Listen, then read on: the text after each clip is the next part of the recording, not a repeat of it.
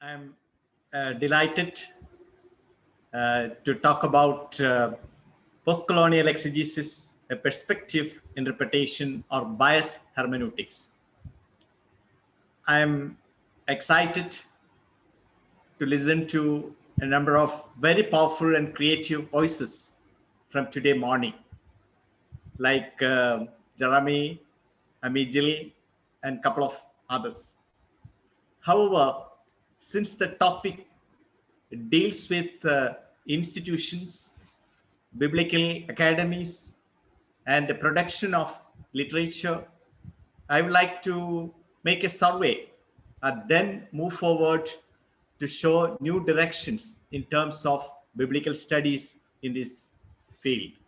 I would like to share the screen for clarity.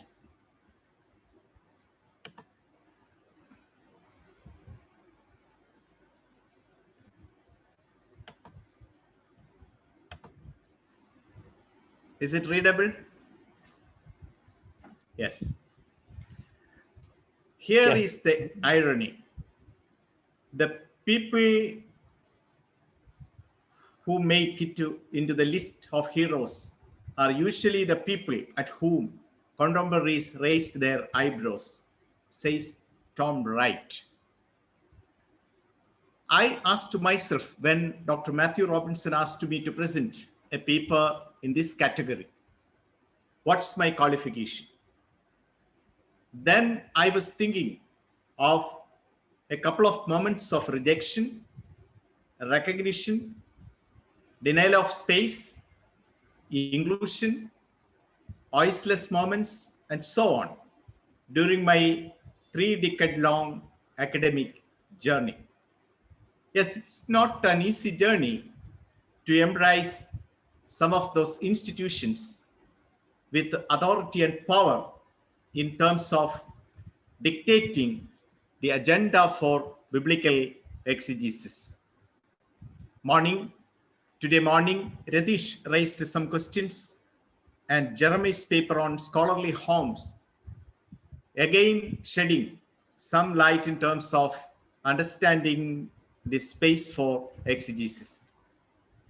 It is noted that with the entry of liberation hermeneutics and sociological perspectives of the study of the Bible, many scholars across the globe initiated the process of analyzing the Bible within the context of their life situations. Bible societies, theological institutions, Society for Biblical Literature, SNTS, BNTS, Asia Biblical Society, Society for Biblical Studies in India, and other national biblical forums indeed contributed immensely to the progress of creative exegetical studies of the Bible. I, as a postcolonial practitioner of the Bible, would like to make a survey of the important milestones and trajectories in the study of exegesis, as well as endeavors shaped by the indigenous scholars, including the mother tongue hermeneutics.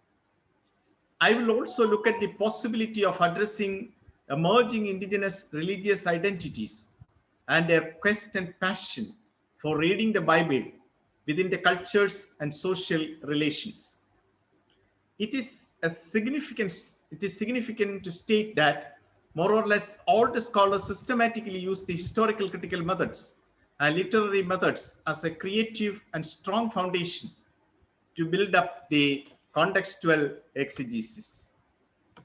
However, the political, racial, sociological, and institutional vested interest and motives of the scholars could not be evaluated in a meaningful fashion, as many exegetical works move along with the global institutional and professional streams. The future of the Bible should be assessed in the light of the creative and dynamic efforts owned by the faith communities across the globe and their real life context. These institutions will break down and embrace new shapes and new forms of institutions. Therefore, a study of postcolonial reading strategy as perspective interpretation or bias hermeneutics will uncover many areas of truth in terms of biblical exegesis in connection with very strong and dominant institutions. The same way, it is suggested to assess the factors influence the exegeting process of the Bible, such as global and native factors. In the same way, there has been a debate on the agenda behind the exercise of exegesis, namely faith versus academy, Eurocentric impact, and contextual inclinations. It is also important to evaluate the trajectories and shifts in terms of colonial and post-colonial context in doing the biblical exegesis. Therefore, the debate will present some directions in the current trends in the field of exegesis. My first session, I call it condominium in exegesis. Condominium offers a boundary and limitation. I think this terminology is relevant in defining the present condition of the exegesis of the Bible in our world. Though there are many well-established organizations and academic bodies globally and locally to guide and control the process of biblical exegesis, it is more or less in the form of condominium, a jointly owned living space, but with personal freedom.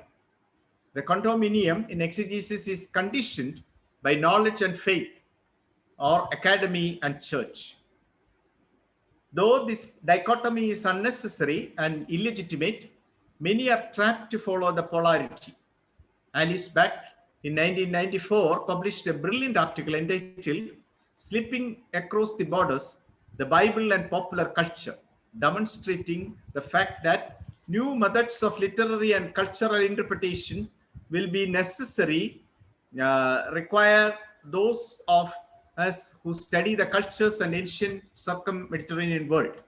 It is because of this study to be slipping across the disciplinary borders, desiring new dialogues with the scholars concerned with the various cultural transformations of images, literary figures, and truths from the Bible.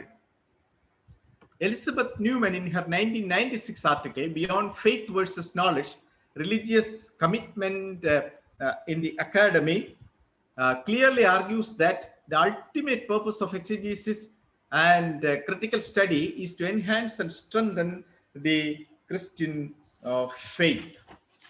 The tension in the academy and the church in terms of journeying with the true exploration of theological knowledge and freedom has been prevalent in many contexts across the globe.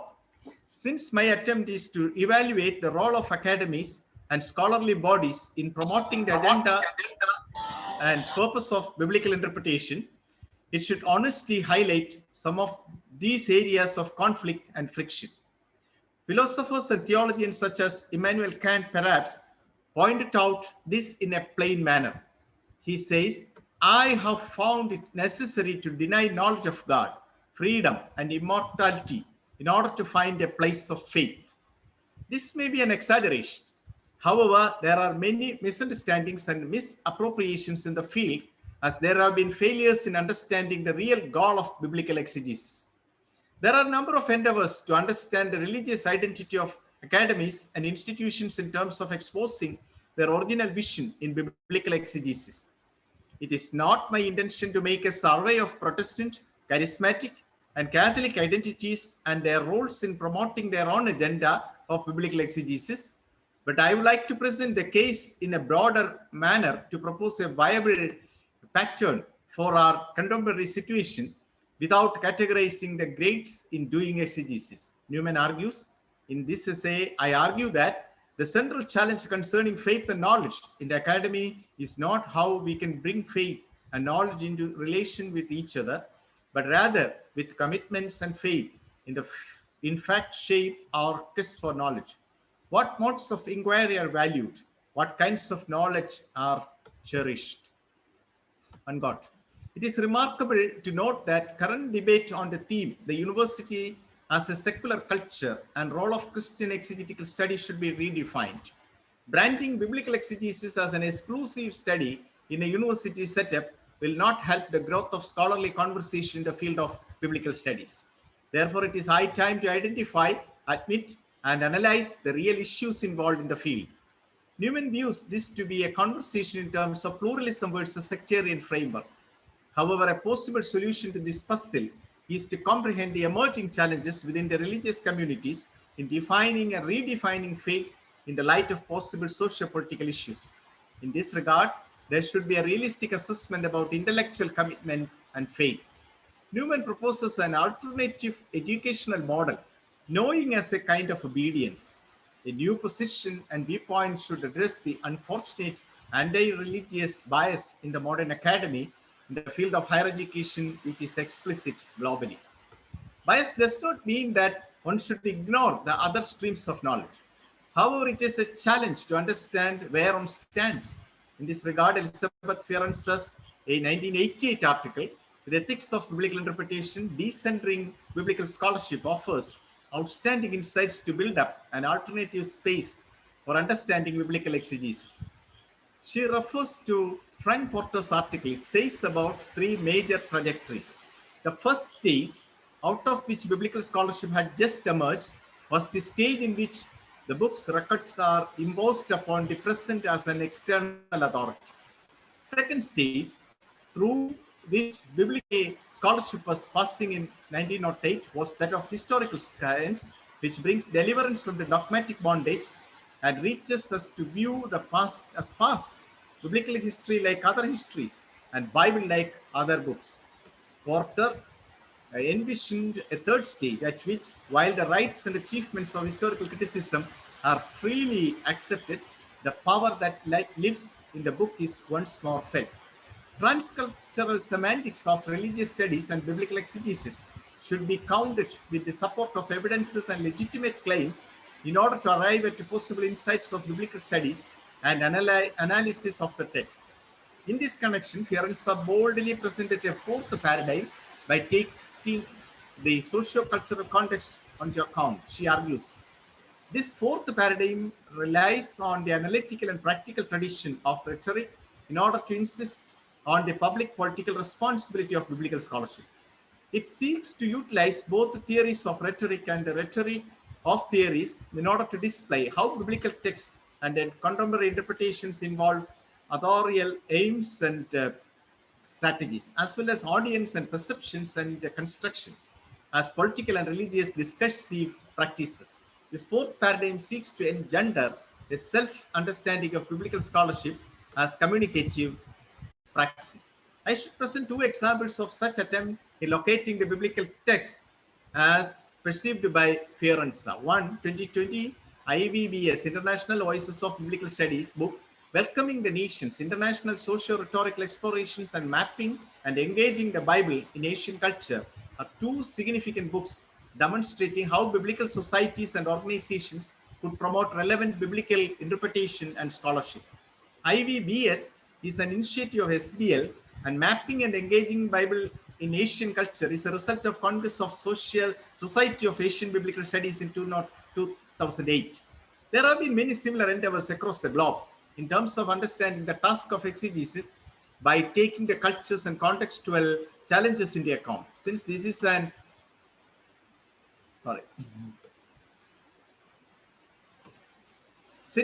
an introductory part where I should offer general reflections, observations, and directions in tune with the various problems and possibilities of exegesis of the Bible, the academy as well as in the church, I should be realistic about the present situation. The present situation is fully controlled by the well-established biblical societies, as the publishers impose a number of criteria to present the voices from the biblical studies, including the voices from the margins.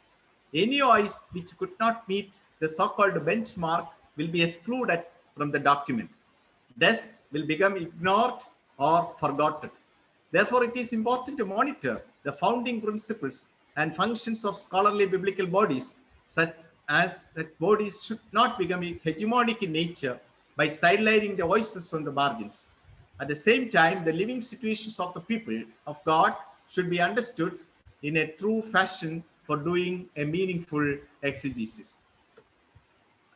Since I have to rush because I have only 5 to 6 minutes left, I just take some important points. History of pre-colonial exegesis to post-colonial. we are familiar with the Werner Stenger's book, so I leave that part. Then I come to my own article. David, you can have 10 minutes. That's good. 10 minutes. Thank you very much. I think that will solve the issue. I argue in 2002 article remapping the use of the Bible in the colonial and post-colonial India by explaining the potential of the Bible in terms of inspiring the people for identity and emancipation. Quote, nevertheless, the use of the Bible by the missionaries and natives as a tool for liberation at various levels and turning points inspired Indian Christians to join with the nationalistic movements for freedom and equality. History can be defined as the reflection of events and conflicts in the social political networks of one nation or community. By applying this principle, I use a number of historical writings, mainly by theologians and missionaries, for a legitimate understanding of colonial plots and ideological triggers. 1971, the formation of Women's Caucus in Religious Studies emerged in SPL, and that was a turning point in terms of accommodating the other voices in biblical interpretation. This is important because around that time in India, post-colonial voices emerged in the secular academy. And some of those voices later moved to the West and motivated many disciplines to look at from the lens of post-colonialism.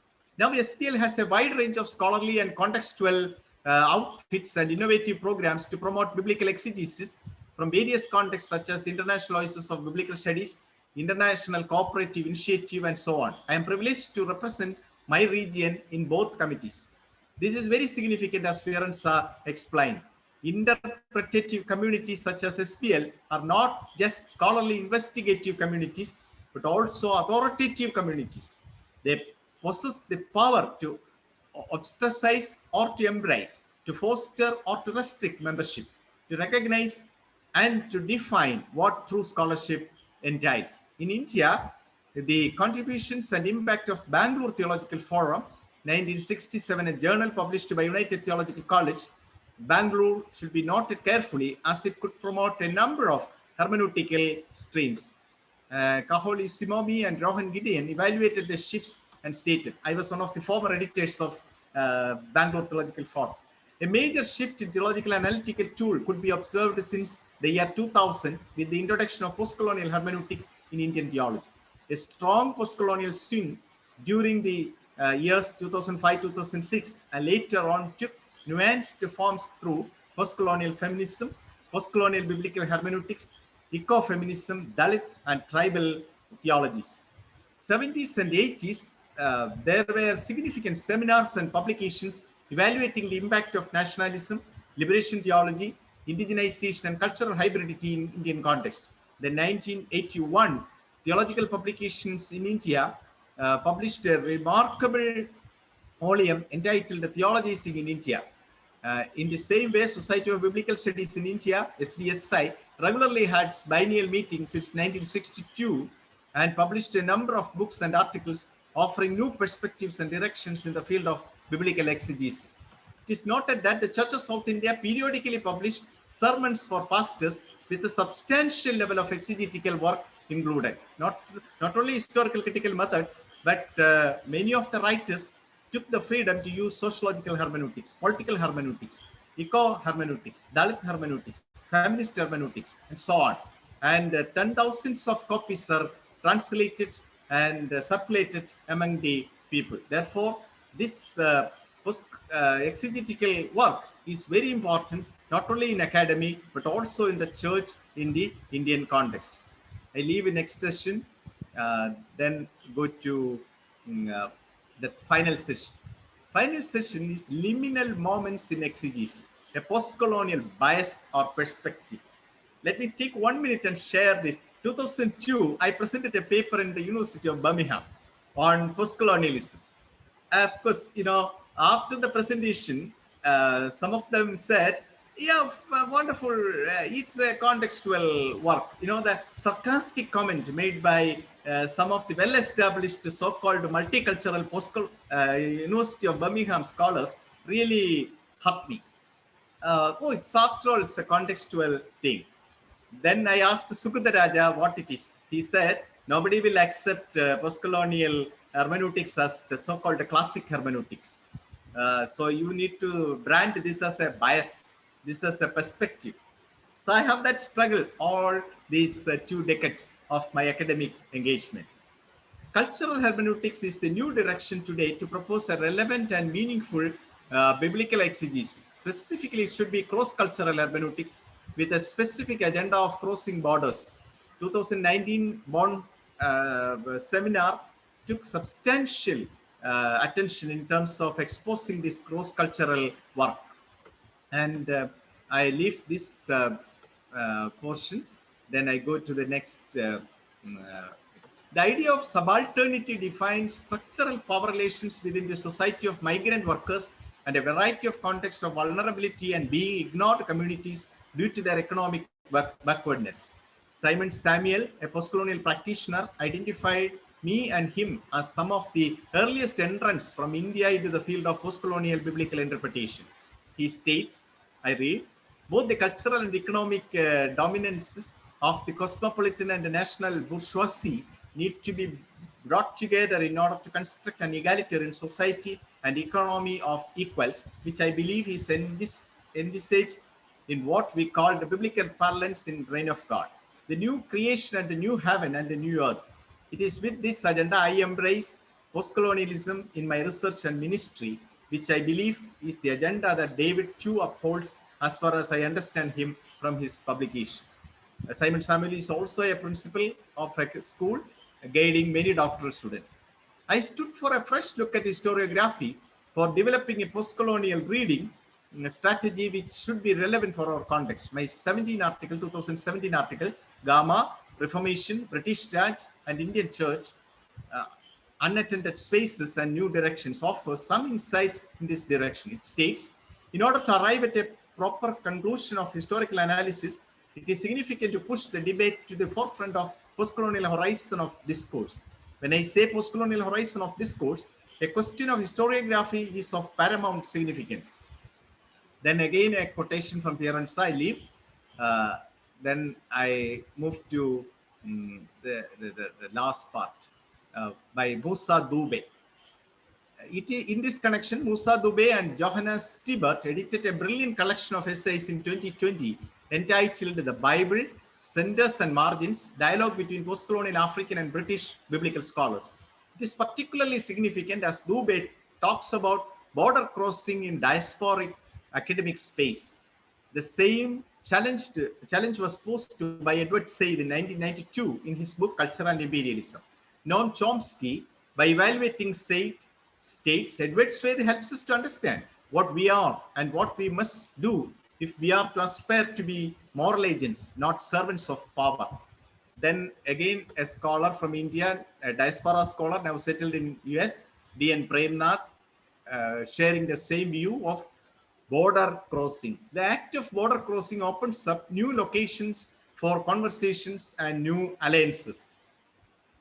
Most of today's biblical exegetical works claim to be the foundations of Christian mission. Then Edward Said's famous quotation, it is not an exaggeration to say that liberation as an intellectual mission, born in resistance and opposition to the confinements and ravages of imperialism. Then it moves on. I leave it, coming to the last part.